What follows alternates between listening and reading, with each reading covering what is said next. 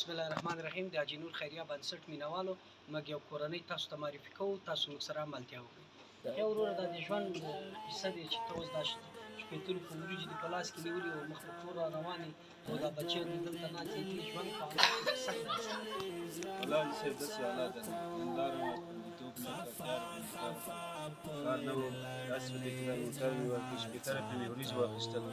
کاروبار نشته، ډېر وضعیت خراب ده، بخاري نه لرو، چوب لرګي نشته، کاروبار نشته، ژوند نه بس بیخي زړه نه تور شوی ده. پوه شوې څه وکړو، چاره نشته، خدای رحم وکړي ټول باندې. دا د نور خلکو ته چې ژوند ګوري چې ښایسته تېرېږي او ښکلا تېرېږي، ښکلا ښه څښاک لري، نو بیا ته څه احساس کوې د ژوند؟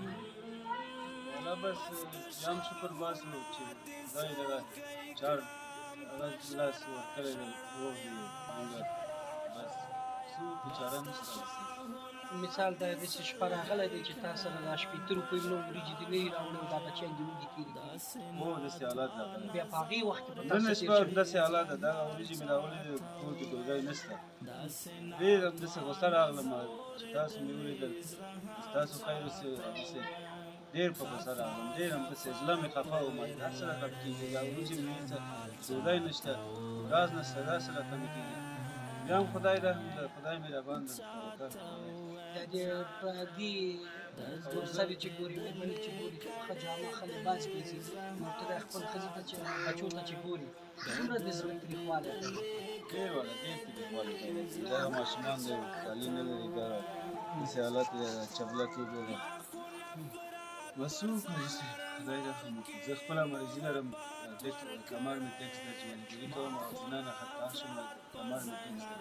ټکس دی، ملا خراب هو ملا مې خراب ده او مادر زردیم داسې وینه روان ده، وینه ځي کله کله چې فشار راشي، بس چاره نشته، هملته مجبور یو چې او د دې علاج چې نه کوي، د نه یې شتون لپاره نه کوي، بوی نه لري، پیسې نشته، پیسې نشته چې علاج یې وکړو که نه. ډېر د مریضین نن هم ډېر هغه کوشش کول، ډېر وضعیت مې خراب و، داسې فشار ورکول، خو مایزه خدای رحم وکړي. هلته هم کاروبار نشته، سکارو کار کوو، پندیتوب کوو، اوس پندیتوب کار نشته، خلاص شو کارونه ټول، بس ژمی خلاص شو که نه. څه وکړو، نو ته څه غوښتنه لرې، څه شی وینا لرې چې څه تا سره کومک وشي چې دننه په وطن کې شتمن والا شته او په خارج کې چې دا زموږ ورونه شتمنۍ لري، ډېر نه ستا څه غوښتنه ده؟ ډېره مونږ غوښتنه دې دي چې دواړه غریب سره هغه وکړي، مرسته وکړي. بس داسې حالات د ټول افغانستان کې مونږ خپله داسې حالات د ماشومان داسې کالي نه لري، مونږ خپله بچیان کالي دا وریجې خوري، ډېر وضعیت خراب دی. د دې ژوند تریخوالی کله کله داسې راغلی دی چې دا امیدي دې کړې چې بیخي پیدا نو دا ژوندی نو داسې مې کړی نه و، بیا هم داسې وایو چې والا دا ژوند ولې داسې ده، بیا هم چې ګوري بیا هم وایو خدای نه شکر ده چې دا خپل لاس مونږ شیان جوړ دي، مریضین لرم خو بیا هم څه وکړو. مننه، جار دې شم. د حاجي نور خیریه بنسټ مینوالو دغه کورنۍ مستحق کورنۍ دی، دنیا او آخرت هم ښایسته کوي، نو دغه کورنۍ سره خپل مرسته وکړئ چې ستاسو دنیا او آخرت الله ښایسته کړي. جار هم شم، مننه، قربانه.